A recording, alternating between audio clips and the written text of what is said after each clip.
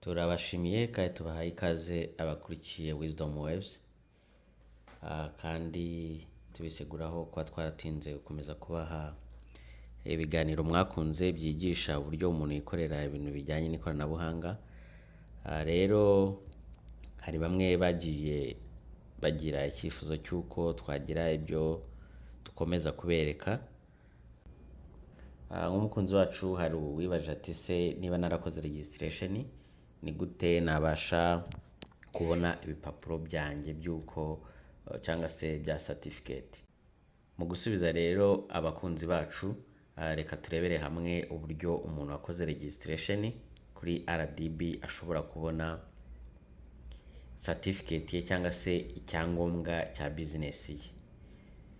Video twakoze mbere yerekanaga uburyo umuntu akora registration, noneho uwaregisterinze se abona gute certificate ye. Nibyo tugiye kurebera hamwe.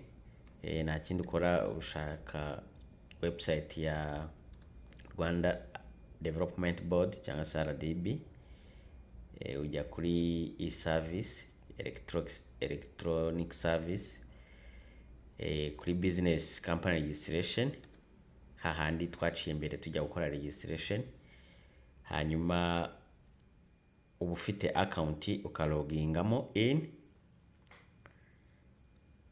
Iyi rero niyo home page uhingukiraho iyo winjiye muri RDB.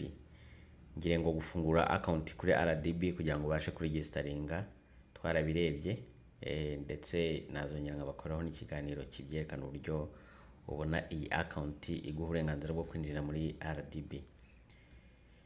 Iyo uri hano rero, first of all ujya muri online dashboard yawe. Aha niho ubonera business wakoze registration status irimo. Aha umenya ese iri unsubmitted ni iyihe, yiyohereje ijya muri in progress hano. Hanyuma iyo hari icyo ugomba gukosoramo bijya hano muri for collection, then iyo yabaye approved iza hano muri iyi column. Aha ho iba yabaye rejected. Urabona rero wakoze registration, hanyuma business registration yawe iba approved, noneho urifuza kubona certificate. Ni gute rero wabona certificate yawe? Nta kindi ukora. Kuri uruhande rw'iburyo urabona data nyinshi. Hari certificate. Kubera wowe ushaka certificate rero niho uri bukirike. Hanyuma nuhaklika hano kuri certificate, bakuzana hano ugahitamo ubwoko bwa certificate ushaka. Twebwe certificate dushaka ni domestic kuko twakoze registration ya business iba approved, noneho turashaka domestic certificate cyangwa se iriya certificate y'icyangombwa cya RDB. Niyo duhitamo. Hanyuma hano rero ushyiramo TIN number ya company yawe. Iyo umaze gukora registration baguha email ya TIN number yawe.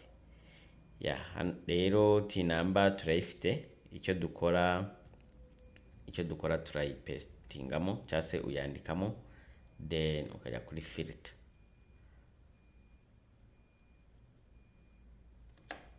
Urabona bahita bayizana. Ngiye nayisearchinze. Hari certificate isanzwe, hari na full information.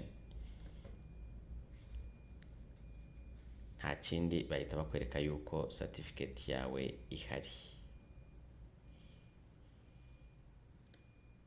Nta kindi rero, hano uhita ubona certificate yawe, ukaba wayidownloadinga, ukaba wayiprintinga.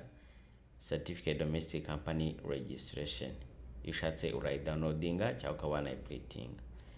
Hanyuma iyi full info ni certificate ariko ifite amakuru yose za activities uzakora, aba shareholders, ibintu byose bishoboka ibi bifite.